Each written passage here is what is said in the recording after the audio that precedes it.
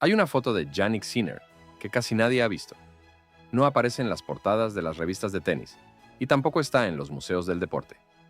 Es una foto normalita, de las que guarda cualquier familia en un cajón. Sinner tiene 8 años. Lleva un mono de esquí de colores. Tiene el pelo naranja como siempre y está sujetando un trofeo con las dos manos en medio de una montaña nevada. Acaba de ganar el Campeonato Nacional Italiano de Slalom en su categoría. Y nadie habla de esa foto. Todo el mundo habla de sus Grand Slams, de sus estadísticas, de sus remontadas imposibles en los tiebreaks. Pero nadie te cuenta que antes de todo eso, antes de las finales en Melbourne y de los títulos en Nueva York, hubo un niño en un pueblo de montaña, con 3.000 habitantes, que se tiraba por pendientes nevadas a 100 kilómetros por hora y ganaba a todos los demás. Y que lo que aprendió ahí arriba, en esas montañas, tiene mucho más que ver con lo que ves hoy en la pista de tenis de lo que cualquiera te ha contado. Porque mira, cuando digo que Sinner domina el circuito ahora mismo, no es para nada una exageración. Desde 2024 ha perdido contra jugadores que no son top 20 únicamente 2 veces, en 2 años. Una fue un retiro y la otra fue ante alguien que acabó ganando el torneo.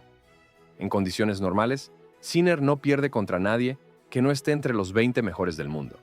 Y el año pasado, en 2025, hizo algo que ningún tenista había conseguido desde que la ATP lleva estadísticas, es decir, desde 1991.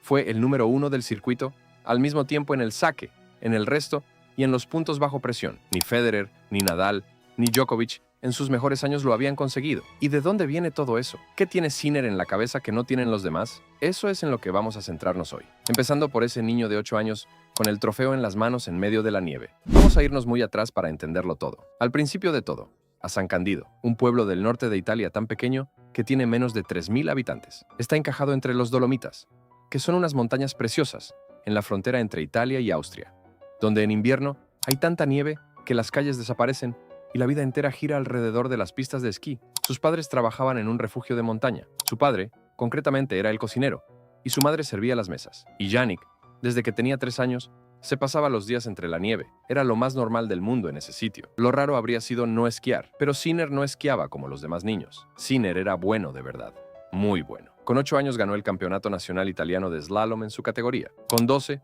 fue subcampeón. 4 años de competir al más alto nivel de su país, en un deporte que exige una concentración y una valentía que muy poca gente puede entender si no lo ha vivido. Pero entonces pasó algo. Cuando tenía 12 años quedó segundo en el campeonato nacional, y aunque ese segundo puesto sería un resultado increíble para cualquier niño del mundo, a Sinner le hizo pensar. El propio Jannik lo contó años después en una entrevista para Vogue. Cuando era joven gané mucho en esquí. Nunca gané nada en tenis. Quise construir más hacia ganar en algo diferente. Y con 13 años tomó una decisión que cambió su vida para siempre. Cogió una maleta, se despidió de sus padres, de sus amigos, de las montañas que conocía desde que era un bebé y se fue a Bordighera a entrenar tenis con Riccardo Piatti, uno de los mejores entrenadores de la historia del circuito. Y aquí está la parte por la que has entrado en el vídeo, porque cuando la gente habla de la conexión entre el esquí de Sinner y su tenis, lo primero que piensan es en el equilibrio, en la coordinación o en la forma de mover los pies.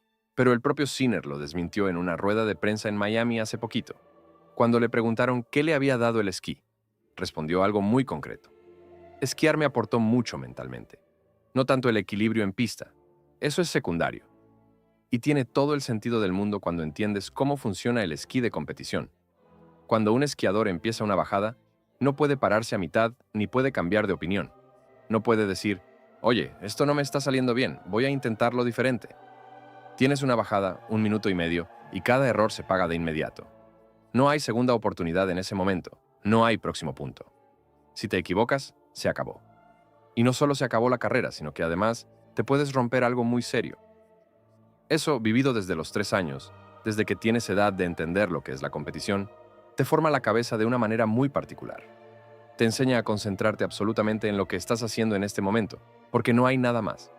Te enseña a gestionar el miedo, que en el tenis se llama presión, pero en el fondo es lo mismo.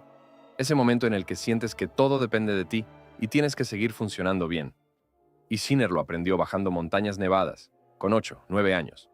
Cuando la mayoría de los niños de su edad estaban jugando en el recreo, él ya estaba aprendiendo a no romperse bajo presión. Eso es exactamente lo que ves cuando Sinner juega al tenis al máximo nivel. Una frialdad, una capacidad para mantenerse igual cuando las cosas van bien que cuando van mal, que muy pocos jugadores tienen y que resulta terrorífica para sus rivales. Los números lo confirman de una manera que es difícil de creer. Desde principios de 2024 hasta hoy, Sinner tiene un récord de 87 victorias y solo 2 derrotas contra jugadores que no están en el top 20 del mundo. Y una de ellas fue ante un jugador que acabó ganando el torneo y la otra fue un retiro por lesión. O sea que en condiciones normales, Sinner no pierde contra nadie que no sea del top 20. Punto. Eso no lo tiene ningún otro jugador del circuito, ni Alcaraz ni nadie. Pero lo más llamativo no es solo lo que hace contra los rivales más débiles, es lo que hace en la comparación total con todo el mundo. En 2025, hizo algo que nadie había conseguido desde que la ATP lleva estadísticas, es decir, desde 1991. Fue el número 1 del circuito simultáneamente en las 3 áreas más importantes del tenis: el saque, el resto y los puntos bajo presión. Y en 2024 fue todavía más curioso. Ganó 73 de 79 partidos en el año. Solo le ganaron 6 jugadores, todos ellos entre los mejores del mundo. Y en todos esos partidos, incluso en los que perdió, ganó al menos un set. Ni una sola derrota en sets corridos en todo el año. Para encontrar algo parecido tienes que ir al 2005 de Roger Federer, que era en ese momento el mejor jugador del planeta en la cima absoluta de su carrera. Y el ídolo de infancia de Sinner, por si no lo sabías, era precisamente Roger. Dicho todo esto, hay un jugador en el mundo que sí puede con Sinner, y que de hecho le gana con bastante más frecuencia de lo que muchos recuerdan: Carlos Alcaraz. Los dos llevan prácticamente 2 años repartiéndose todos los Grand Slams del circuito. En 2024, Sinner ganó Australia y el US Open. Alcaraz ganó Roland Garros y Wimbledon. En 2025, Alcaraz ganó Roland Garros y el US Open. Sinner ganó Australia y Wimbledon. 4 para cada uno. Y en 2026, Alcaraz ganó Australia. Veremos cómo se desenvuelve lo que queda de año.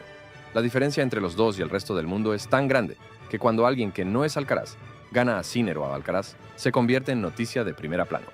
Medvedev ganó a Alcaraz en semis de Indian Wells, y fue un acontecimiento. Korda ganó al mismo Carlos en Miami, y todos lo trataron como la sorpresa del año. Eso te dice exactamente dónde está el nivel de los dos respecto al resto del circuito. Pero entre ellos dos la historia es más igualada.